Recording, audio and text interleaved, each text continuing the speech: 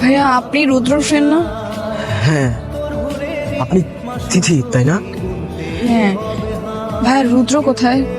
আমি না ওকে খুঁজে পাচ্ছি না কোথাও। সেই যে আন্টিকে নিয়ে গ্রামে গেল, তারপর আর কোনো যোগাযোগ হয়নি। ওর নাম্বারটা অফ। ও আমাকে বলেছিল জানাবে, কিন্তু কিছুই করলো না।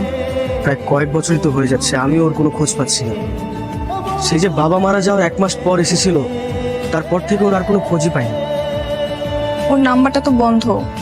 যোগাযোগ করার কি কোনো ব্যবস্থা নেই? সত্যি বলতে রুদ্র আপনাকে অনেক বেশি ভালোবাসতো। হুট করে ওর মার অসুস্থতার কারণে এই কথাটা বলতে গিয়েও আপনাকে বলতে পারেন, সেরকম পরিস্থিতি হয়ে ওঠেনি। আঙ্কেল আন্টির শেষ বিদায়ের সময় তো আপনার বিয়ে হয়ে গেল, হয়তোবা সেই কষ্টে দূরে কোথাও হারিয়ে গিয়েছে।